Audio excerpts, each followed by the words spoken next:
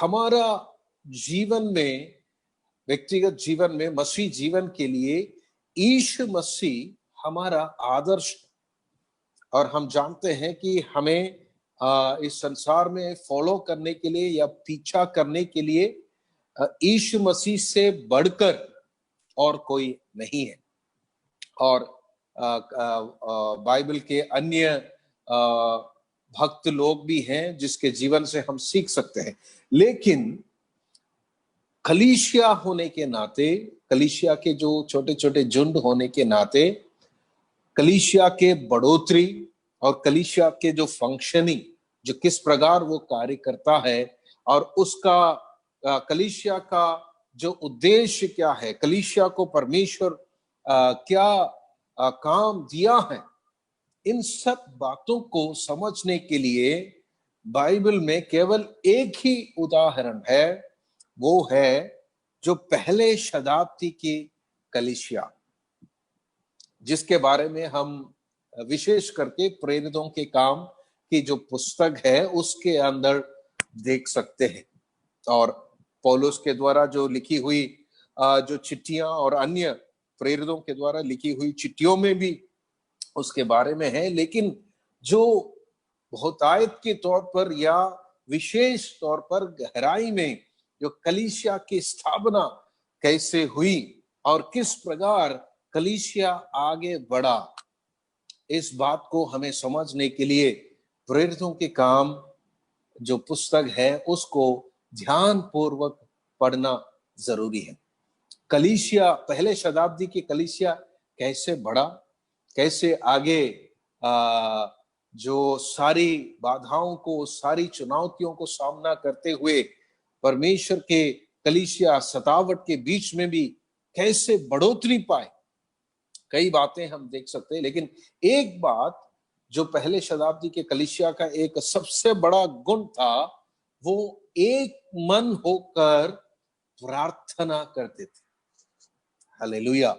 आज हमने अभी गीत गाया है कि प्रार्थना करो, निरंतर प्रार्थना करो, विश्वास से व्यक्तिगत तौर पर हम सब प्रार्थना करने वाला है। लेकिन एक कलीसिया जब एकजुट होकर प्रार्थना करते हैं, कई बातें हम देख सकते हैं वचन में, कई असाधारण बातें, कई असंभव बातों को संभव करने के लिए या प्राप्त करने के लिए परमेश्वर ने कलीसिया को इस्तेमाल किया। आज मैं आपको ऐसी एक प्रार्थना के बारे में प्रेरित पौलुस, पतरस और यूहन्ना और कलीसिया के जो प्रार्थना के बारे में आपको दिखाना चाहता हूं, ताकि हम अपने प्रार्थना, कलीसिया का प्रार्थना किस प्रकार है, क्या उसके साथ थोड़ा तुलना करके देखें। क्यों एक बेदारी की देरी हो रहा है, क्यों परमेश्वर के काम पूरी तौर से हमारे देश में क्यों नहीं हो पा रहे हैं। ये हर एक कलीसिया के जो छोटे छोटे झुंड हैं अलग अलग शहर में, गांव में, सबको परखने के लिए। तो प्रेरितों के काम 4 अध्याय से होगा। आज ज्यादा से ज्यादा हम जो वचन को मनन करने जा रहे हैं उसका एक बैकग्राउंड या पृष्ठभूमि आपको बताकर मैं उस वचन में आगे बढ़ना चाहता हूं। हमें पता है कि पहला अध्याय में 120 लोगों का एक झुंड परमेश्वर के उस बड़े वायदा के लिए इंतजार कर रहे हैं। और दूसरे अध्याय में पवित्र आत्मा को परमेश्वर कलीसिया के ऊपर उंडेल रहा है। और उस पेंतिकोस्त के दिन पवित्र आत्मा कलीसिया के ऊपर आने के द्वारा एक बहुत बड़ा शुरुआत या एक काम का शुरुआत हो रहा है, या कलीसिया की स्थापना हो रहे हैं। तीसरे अध्याय में पतरस और यूहन्ना दोपहर के पहर में प्रार्थना करने के लिए मंदिर में जा रहे हैं और वहां पर मां की गर्भ से जो लंगड़ा था एक व्यक्ति को चंगाई मिल रहा है। और उसके पश्चात क्या हुआ है कि एक बहुत बड़े झुंड यीशु मसीह के वचन को सुनने के लिए और प्रेरितों के वचन को सुनने के लिए और यीशु मसीह पर विश्वास करने के लिए तैयार हुआ। चौथा अध्याय उसका पहला वचन, दूसरा वचन हम सब जब देखते हैं, वहां पर इस प्रकार लिखा है कि जो विश्वास करने वालों का झुंड लगभग 5,000 के करीब, पुरुष के करीब हुआ। मतलब तेजी से कलीसिया बढ़ने लगे। ये है आज का जो संदेश का जो बैकग्राउंड या जो घटना पूरे मैं विश्वास करता हूं कलीसिया के इतिहास को बदलने वाला है। कलीसिया के इतिहास में एक महत्वपूर्ण घटना इस चौथे अध्याय में हुआ है। लेकिन अक्सर कई लोग उसको नजरअंदाज करते हैं, उसको इतना ध्यानपूर्वक नहीं देते हैं। दूसरा अध्याय में जो काम हुआ है, जो बड़ा परमेश्वर की आत्मा के जो आगमन के विषय में हो सकते हैं हम कई बार प्रचार कर चुके हैं, लेकिन कई बार इस बात को, इस प्रार्थना को प्रेरितों के, कलीसिया के एक एक व्यक्तियों के जीवन और उनका जो चरित्र के विषय में हम ज्यादा कभी नजर नहीं डालते। तो उनको प्रेरित पतरस और यूहन्ना को पकड़कर महायाजक लोग या सारे शास्त्री लोग, पूर्णी लोग उनको अंदर कर दिया। और अगले दिन क्या करते हैं, हम अभी पढ़ना शुरू करेंगे चौथे अध्याय प्रेरितों के काम और उसका 7वां वचन। और कहते हैं, और उन्हें बीच में खड़ा करके पूछने लगे कि तुमने ये काम किस सामर्थ्य से और किस नाम से किया है। मेरे प्रिय भाई बहनों, आपको एक सच्चाई में यहां पर इस वक्त बोलकर आगे बढ़ना चाहता हूं। इस संसार में एक मसीह व्यक्ति या मसीह का चेला हमेशा सामने करने वाला एक सवाल है। यीशु मसीह के नाम के खिलाफ इस संसार के सारे नाम इकट्ठे हैं या विरोध। हम सोच सकते हैं कि संसार में कई सारे नाम है। हाँ तो है, भेदभाव के लिए या अलग अलग नाम तो हैं, लेकिन जब समय आएगा ये सब एक हो जाएंगे और यीशु मसीह के खिलाफ सारा धर्म, सारी संस्थाएं, सब कुछ मसीह के विरोध में इन अंतिम दिनों में कार्य कर रहा है। तो इसलिए हमें भी ये जो आत्मा, मसीह विरोधी की आत्मा सताएंगे, इसलिए हमें सावधान रहना है।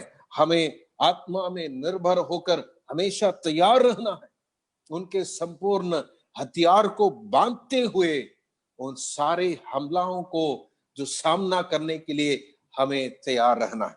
तो पतरस से ये सवाल पूछा। पतरस का तैयारी देखो, 8 आयत में लिखा है, तब पतरस ने पवित्र आत्मा से परिपूर्ण होकर उनसे कहा। हालेलुया। हम तो अगर हमें किसी के सामने जाके गवाही देना है या किसी मजिस्ट्रेट के सामने या किसी काम के लिए हमें जाना है, बात करना है, हम पहले से सब तैयारी के साथ जाएंगे।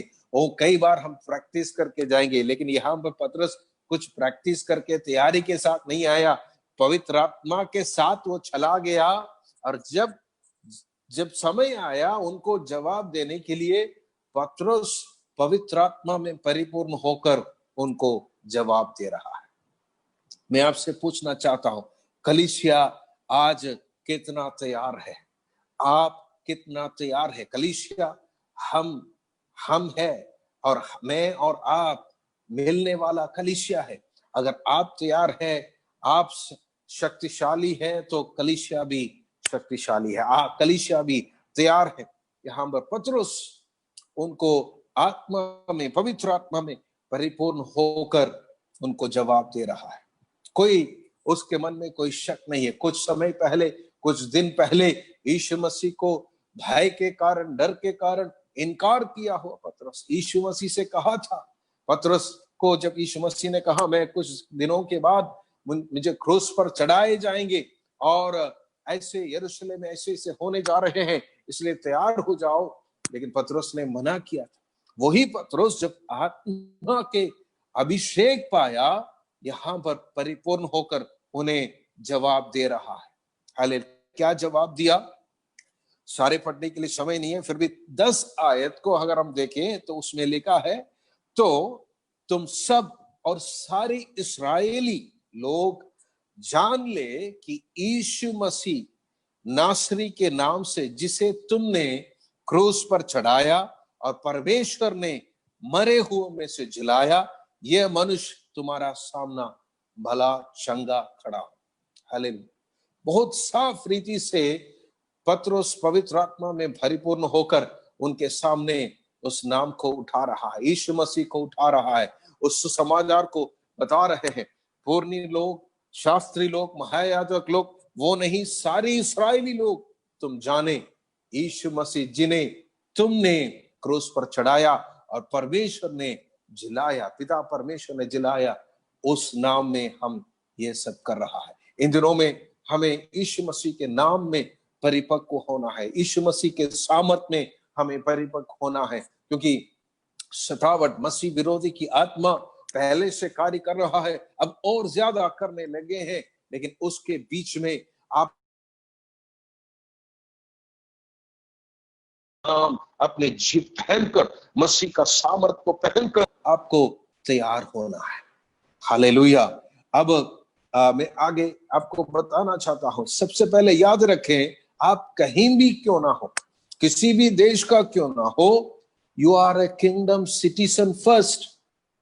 आप सबसे पहले परमेश्वर के राज्य के नागरिक है, भूलना नहीं। हालेलुया। इस संसार के किसी भी देश का नागरिकता के पास होंगे या कई नागरिकताएं होंगे, लेकिन आप सबसे पहले यदि यीशु मसीह पर विश्वास करने वाला व्यक्ति है तो आप सबसे पहले परमेश्वर का राज्य का नागरिक है, और उस राज्य का नियम, उस राज्य का शासन आपके ऊपर लागू है। हालेलुया। इस सारे संसार का राज्य का नियम बाद में है, लेकिन सबसे पहले, क्योंकि उसका राज्य अनंत है और वो अनंत राजा है। उस यीशु मसीह को आपने स्वीकार किया है, उस यीशु मसीह के सामर्थ को आपने अपनाया, उसका नाम को आपने ग्रहण किया, तो वो अनंत राजा है।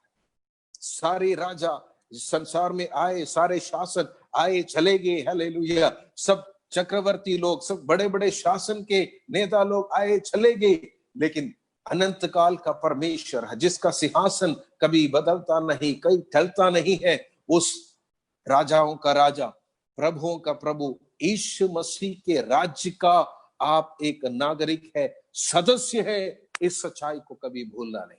पतरस को बड़ी साफ रीति से जब पवित्र आत्मा पाया, उनको पता चला मैं इस संसार का नहीं हूं, मैं स्वर्ग राज्य का एक वारिस हूं। अब आगे देखेंगे 13 आयत से जब हम देखेंगे, वे लोग पतरस के जवाब से परेशान हो, वो सोचने लगे कि अरे ये तो अनपढ़ लोग हैं, ये कैसे बदल गए, ये कैसे जवाब दे रहे हैं, इतने हिम्मत और अधिकार इनके पास कहां से आए। और आखिरी में वो आपस में बातचीत करके एक मत में आया, 18 वचन वहां लिखा है, तब उन्हें बुलाया और चेतावनी देकर यह कहा कि यीशु के नाम से कुछ भी ना बोलना और ना सिखलाना।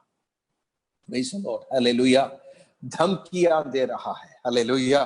पतरस और यूहन्ना को कहा, चेतावनी दिया कि अब जो कुछ हुआ है हो गया, अब आगे से यीशु के नाम में कुछ भी नहीं करना, ना उस नाम को उनके बारे में सिखाना। हालेलुया।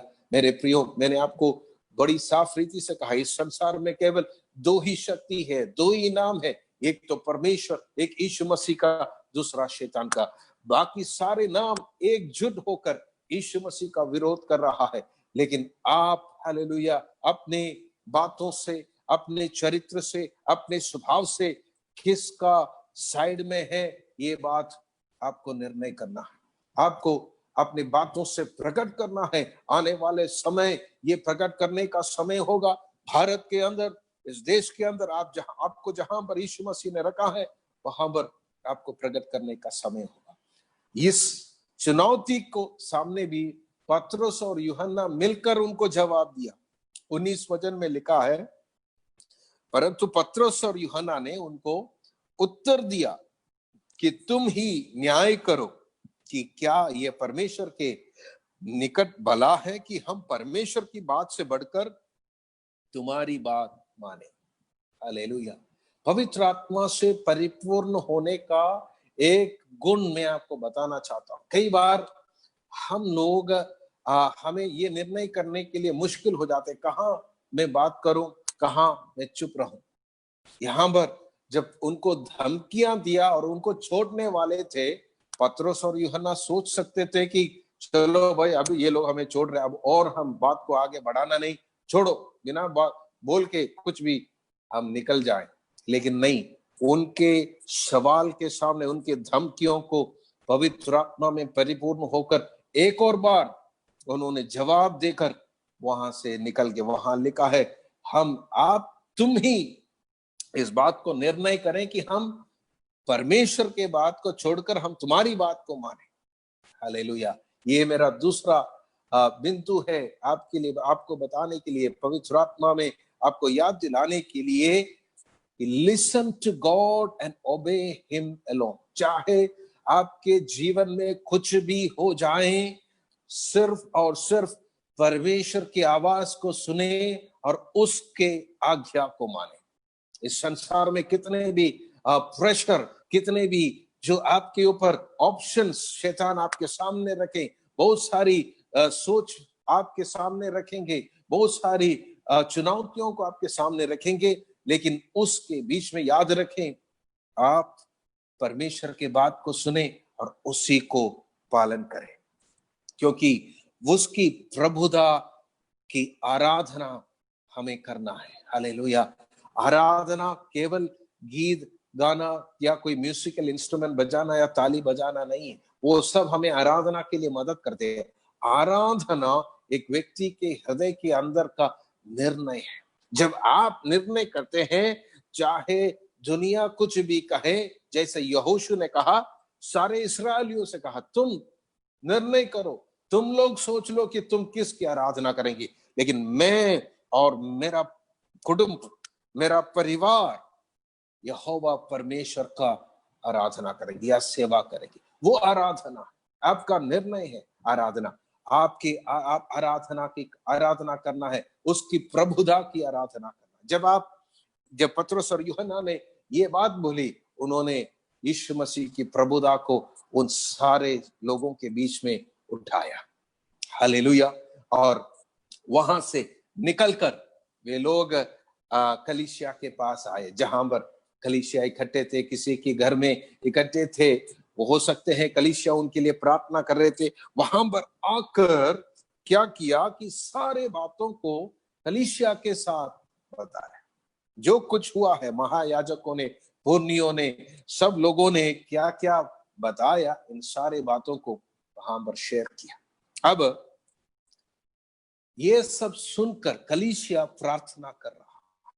मैं चाहता हूं कि अभी आप इस प्रार्थना के एक एक शब्द को ध्यान दें, या लिख के रखें, या बाद में थोड़ा सा और ध्यान से पढ़े, और आप अपने जो प्रार्थना दूसरा एक पेज में लिख के रखें और देखें कि पहले शताब्दी के पहला कलीसिया के प्रार्थना और हमारा प्रार्थना में क्या फर्क है, क्या अंदर है, क्यों कई बार हमारी प्रार्थना सुनी नहीं जाती, क्यों हमारी प्रार्थना, इतना प्रार्थना के बाद भी एक बेदारी है, बहुत आयत का एक बेदारी क्यों नहीं हो रहा?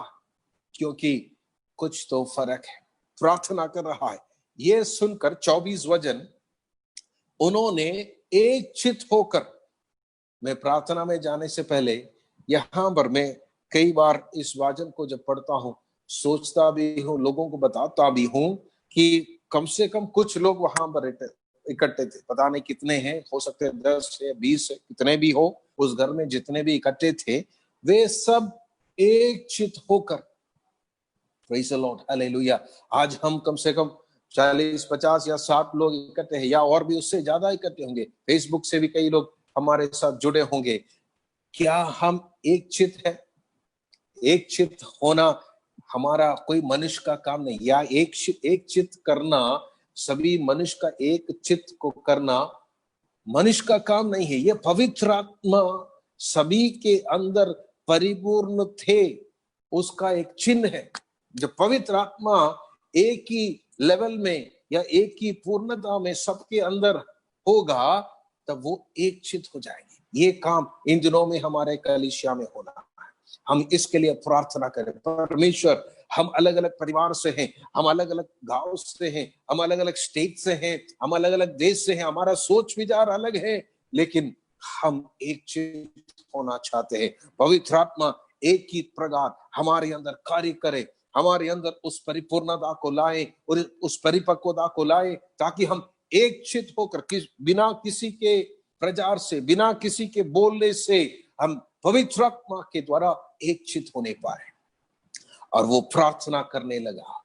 हालेलुया। क्या प्रार्थना कर रहे हैं?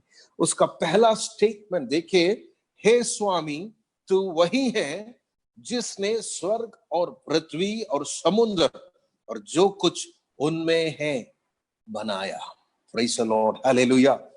मेरे प्रिय भाई बहनों, जब आपका परेशानी, आपका समस्या आपके सामने जब चुनौती बड़ा हो जाते हैं, आप अपने परमेश्वर के बड़ाई को, उसके जो बहुतायत के उस महानता को बढ़ा करके दिखाना है या उसको घोषणा करना जरूरी है।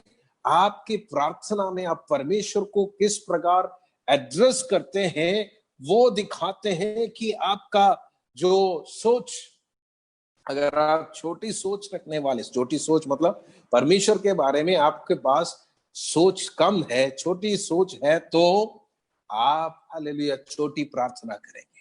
हालेलुया। आपका प्रार्थना सुनने की, हमारी प्रार्थना सुनने से हमें पता चलते हैं कि हमारा परमेश्वर के बारे में ज्ञान कितना बड़ा है। मैं इन दिनों में इस प्रकार सोच रहा था, कई बार हम परमेश्वर पर क्यों शक करता है? क्योंकि हमारा ज्ञान कम है। हमारा परमेश्वर कौन है, हमारा प्रभु कौन है, ये बात हम जितना हमने शुरुआत में प्राप्त किया या दूसरों से प्राप्त किया, उस उतने में हम सीमित कर रखा। हर रोज उस ज्ञान को बढ़ाना, वचन के द्वारा, प्रार्थना के द्वारा, दर्शन के द्वारा या परमेश्वर के उस प्रकाशन के द्वारा, पवित्र आत्मा आपके अंदर कार्य करने वाले हर बातों के द्वारा उस परमेश्वर के जो बड़ाई आपके अंदर हालेलुया देखना चाहिए। हालेलुया।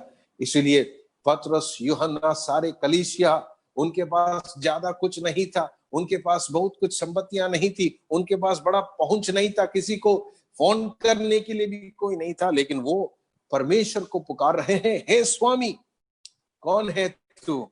तो स्वर्ग, पृथ्वी और समुद्र और जो कुछ भी है उसको बनाया हुआ परमेश्वर। हालेलुया। इन दिनों में फेसबुक में, सोशल मीडिया में कई बार कई डिबेट्स को हमें सुनने के लिए मिलते हैं कि इतने सारे वायरसेस, कोरोना से लोग पीड़ित है, इतने सारे देश में इतने बड़ा समस्या है, परमेश्वर कहाँ है? परमेश्वर क्यों चुप है?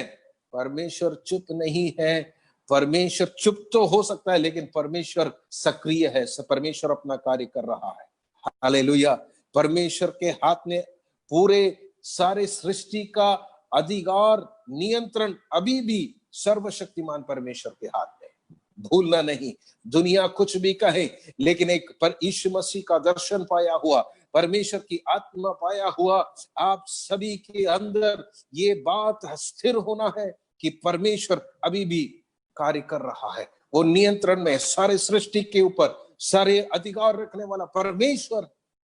हालेलुया। पतरस को अच्छा से मालूम था, पहले कलीसिया को यह मालूम था, वो किसी और के पास नहीं गया, परमेश्वर के पास सीधे गया। मैं आपको बताना चाहता हूं कि हम परमेश्वर को कैसे देख रहे हैं। Remember who your God is, he is the supreme creator. याद करें कि आपका परमेश्वर कौन है, वो सर्वोच्च सृष्टिकर्ता परमेश्वर है। हालेलुया।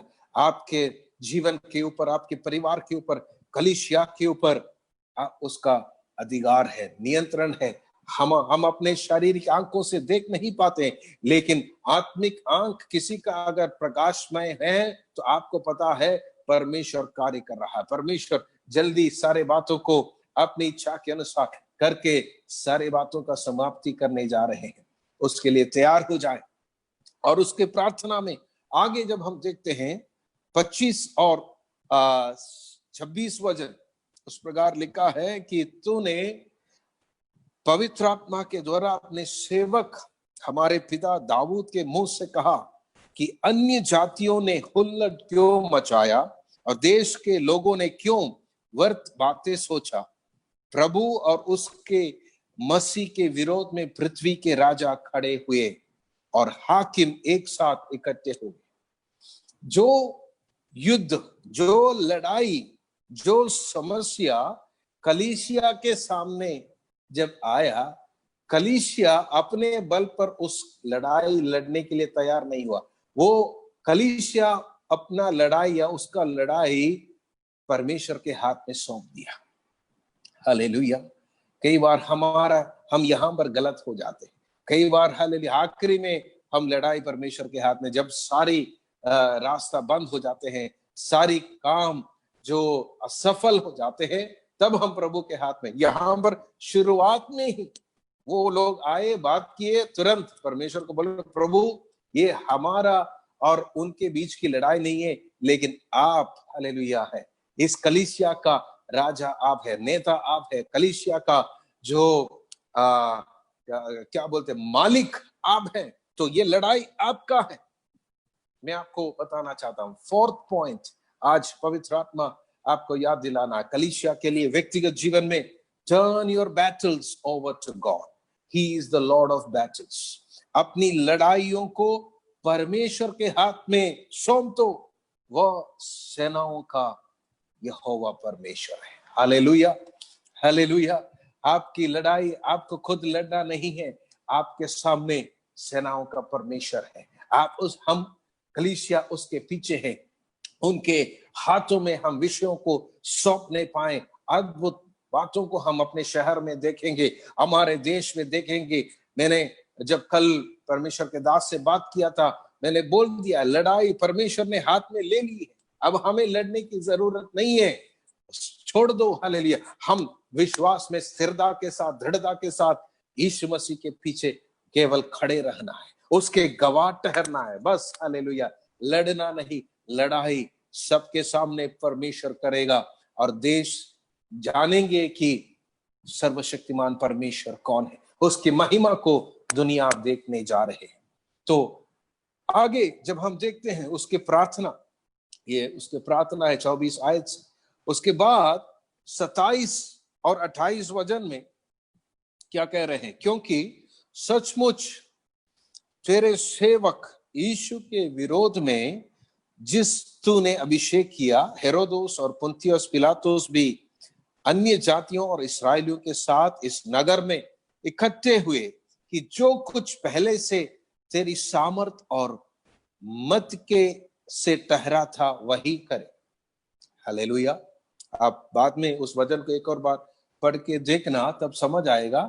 वे लोग कह रहे थे कि ये सब कुछ जो कुछ भी हुआ है पिछले 50 दिन के अंदर या 2 महीने के अंदर, जो कुछ भी हुआ है, यीशु मसीह को क्रूस पर चढ़ाना और उसको कष्ट सहना, ये सारी बातें, यीशु जैसे दुनिया ने सोचा कि यीशु मसीह का राज्य खत्म हो गया, लेकिन ये सारी बातें पहले से आपने निर्णय किया हुआ बातों के योजना के अनुसार हुआ है। इस बात को वो घोषणा कर रहा है।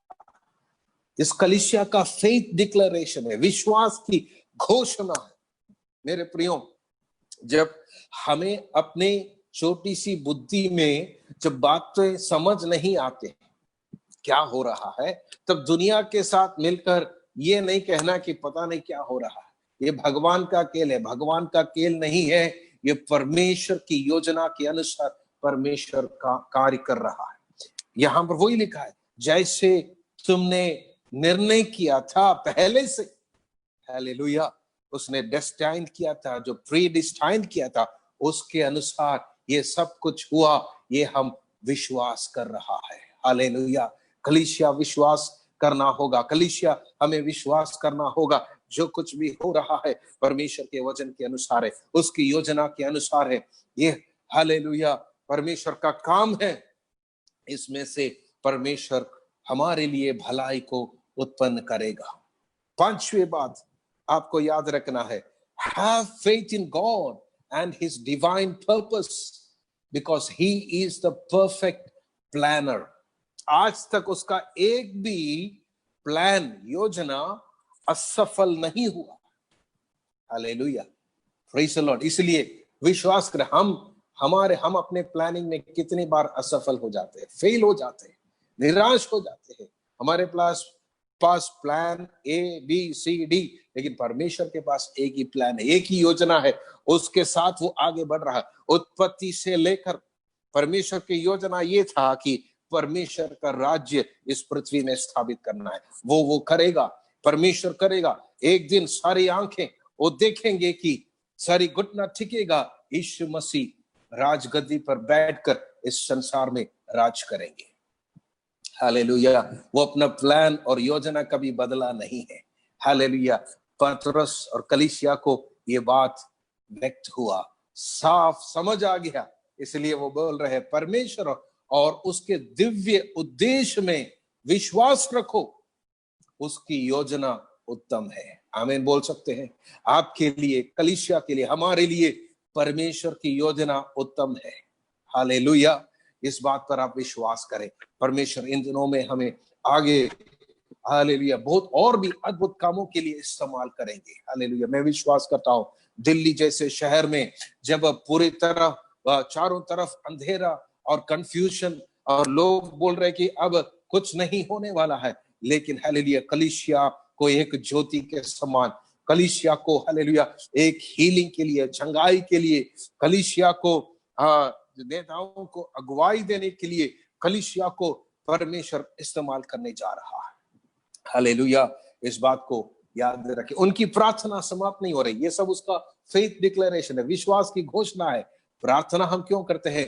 प्रार्थना हम इसलिए करते हैं कोई निवेदन, कोई बात परमेश्वर को बताने के लिए। तो उसकी निवेदन क्या है? उसका निवेदन अगला वचन में 29 और 30 वचन में हम देख सकते हैं, एक ही निवेदन है। हालेलुया। मेरे प्रियो, कई बार हमारी प्रार्थना इसलिए सुनी नहीं जाती है कि हम बहुत सारी चीजें मांगते हैं, क्योंकि हम अपने लालच से मांगते हैं, लेकिन परमेश्वर चाहते हैं कि तुम एक ही चीज मांगो, उत्तम चीजें मांगे। हालेलुया। क्या मांग रहे हैं? 29 वचन, अब हे प्रभु उनकी धमकियों को देख और अपने दासों को ये वरदान दे कि तेरा वचन बड़े हियाव से सुनाए और चंगा करने के लिए तू अपना हाथ बढ़ा कि चिन्ह और अद्भुत काम तेरे पवित्र सेवक यीशु के नाम से किए जाए। Hallelujah, hallelujah, hallelujah, hallelujah. जिस नाम के ऊपर हालेलुया रोक लगाया, जिस नाम में प्रचार नहीं करना करके धमकियां दी, जिस काम नहीं करना करके उनको मना किया है, उसके लिए वो अनुग्रह मांग रहा है। हालेलुया। आप और हम कलीसिया, आज का कलीसिया होते तो कैसे प्रार्थना करते हैं? हम प्रार्थना करते प्रभु हले इनके मन को बदले, हालेलुया, कुछ इनके साथ के कुछ नेताओं को हमारे कलीसिया में आने दे, इनके अंदर कार्य करे, ये उद्धार पाने पाए, ये इनके द्वारा नियम बदलने पाए। मेरे प्रियो, ऐसे कुछ पहले कलीसिया प्रार्थना नहीं किया। उनको पता था कि ये नियम इतना जल्दी बदलने वाला नहीं है, क्योंकि मसीह के खिलाफ सारी शक्तियां इकट्ठे हो जाएंगे, क्योंकि मसीह के साथ समझौता करके, मसीह का नाम के साथ समझौता करके बाकी शक्तियां आगे बढ़ नहीं सकते। सारे शक्तियां, जैसे मैंने शुरुआत में कहा, एक तरफ और यीशु मसीह एक तरफ। हालेलुया। ये लड़ाई शुरू से आखिरी तक होगा, और हमें पता है आखिरी में यीशु मसीह सारे नामों को अपने पांव के तले रौंद डालेंगे। हालेलुया। ये लड़ाई के खिलाफ विरोध हम कभी प्रार्थना नहीं करना, हमें यीशु के साथ मिलकर प्रार्थना करना, यीशु की योजना में मिलकर प्रार्थना। असाधारण प्रार्थना पहला शताब्दी का कलीसिया कर रहा है। असाधारण। असाधारण क्यों है? आज ये शब्द मुझे इस्तेमाल करना पड़ रहा है, असाधारण, क्योंकि आज हमारा साधारण प्रार्थना क्या है? प्रभु जी मुझे मदद कर, प्रभु कलीसिया को मदद कर, या मुझे चंगाई दे, मुझे नौकरी दे, मुझे काम दे, मुझे घर दे। ऐसी ऐसी प्रार्थना है। ये तो साधारण प्रार्थना है। इसलिए मैंने कहा ये प्रार्थना असाधारण है। उस समय में असाधारण नहीं था, वो उनके लिए साधारण था, लेकिन आज की कलीसिया के लिए ये प्रार्थना असाधारण। लेकिन कोई बात नहीं, हम ऐसे असाधारण प्रार्थना करने के लिए हम वापस लौट कर आए, हम मन फिराए इन दिनों में। हालेलुया, हम अपने नजरिया को बदले, हमारे सोच को बदले, इस संसार की चीजों से हमारा नजर को हटाकर स्वर्गीय बातों के ऊपर हम नजर लगाकर प्रार्थना करना शुरू करें, तो परमेश्वर के अद्भुत कामों को हम देख पाएंगे। हालेलुया। क्यों असाधारण है, मैं उसके भी एक बात शब्द बोलकर आगे बढ़ना चाहता हूं। क्यों असाधारण? 3 बात। सबसे पहले, इस प्रार्थना में बिल्कुल कोई डर नहीं है, कोई भय नहीं है, छुपा भी नहीं है, प्रकट भी नहीं है। हालेलुया। कई बार आज के कई विश्वासियों की प्रार्थना सुनकर हमें पता है बहुत सारे डर उसके अंदर है। हालेलुया। डर से प्रार्थना कर रहे हैं, प्रभु जी बचा ले, प्रभु हालेलुया, पता नहीं क्या हो रहा है, लेकिन आ तेरी शरण हम ले रहा है। कोई बात नहीं, हालेलुया, अच्छी बात है, प्रार्थना करो। डर है तो परमेश्वर से बताओ। लेकिन कलीसिया जब आत्मा में परिपूर्ण हो गया, अभिषेक पाया, कलीसिया के प्रार्थना में डर नहीं है। इसलिए मैंने कहा असाधारण प्रार्थना। दूसरा, उसकी प्रार्थना में, उनके प्रार्थना में स्वार्थता नहीं, नो सेल्फिशनेस, विदाउट सेल्फिशनेस। वो अपने लिए नहीं मांग रहे, या कोई कलीसिया का कोई एक सदस्य के लिए नहीं मांग रहे, पूरे परमेश्वर के राज्य के लिए मांग रहे हैं।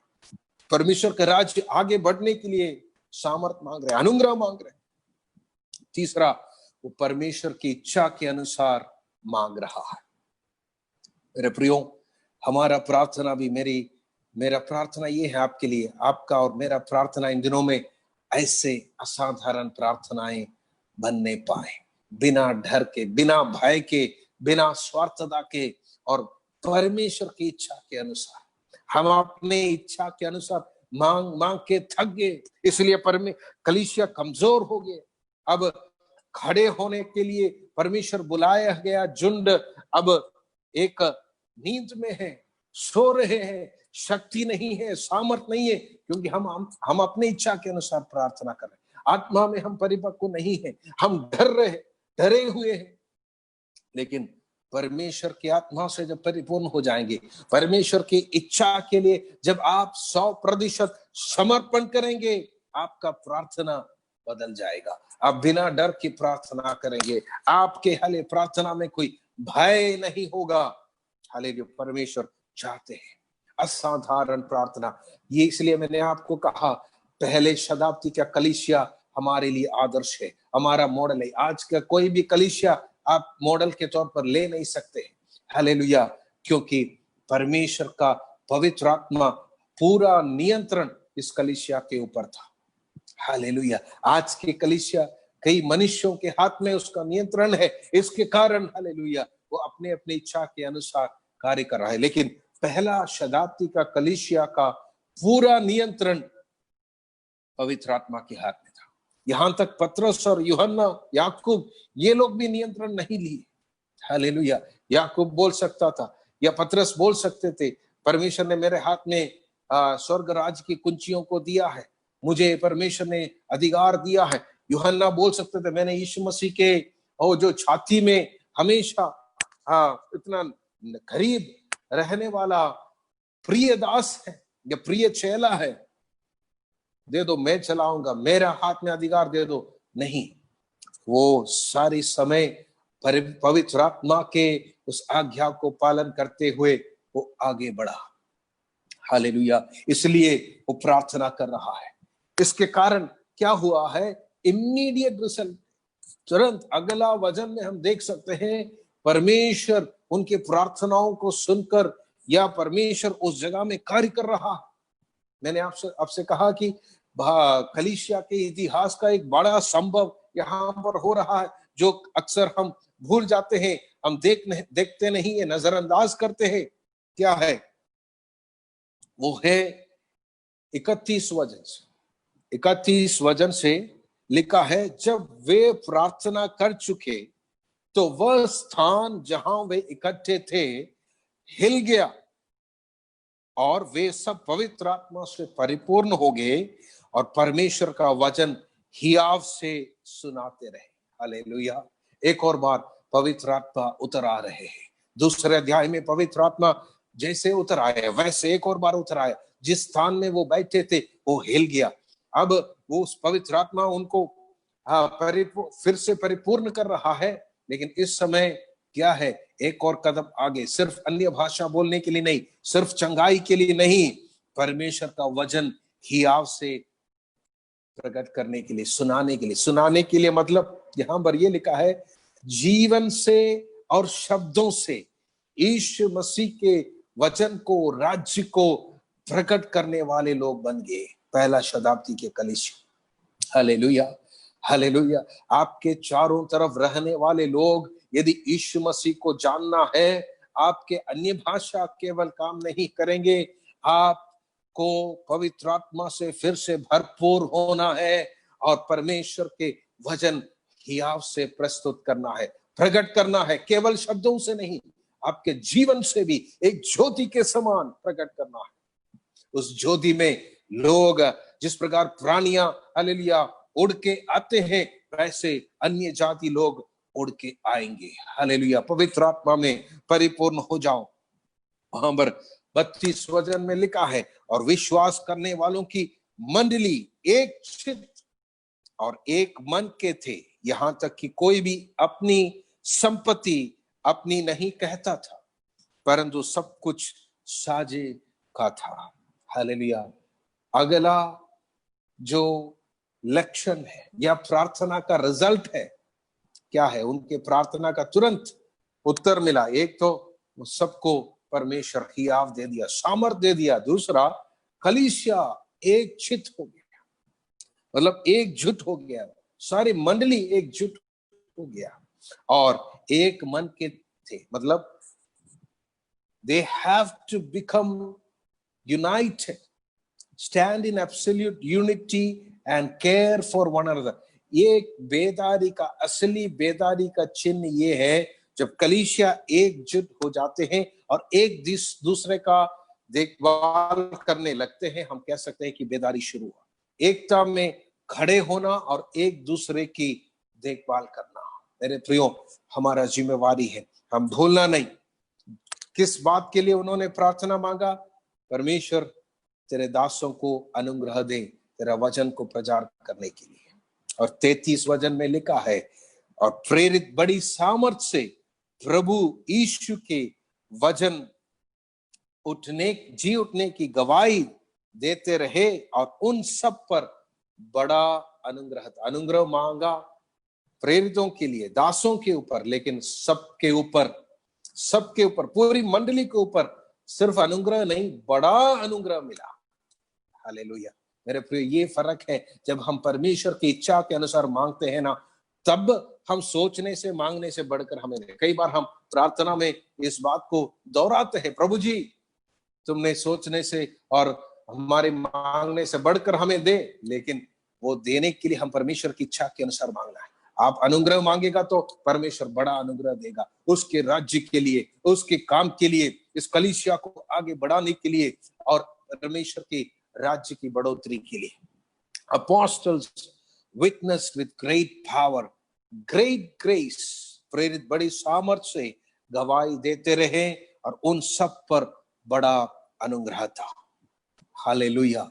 मेरे प्रियो, ये पहला शताब्दी का कलीसिया का प्रार्थना और उसका रिजल्ट है, उसका नतीजा है। हालेलुया। इन दिनों में हम अपने प्रार्थना को बदलने के लिए तैयार हो जाओ।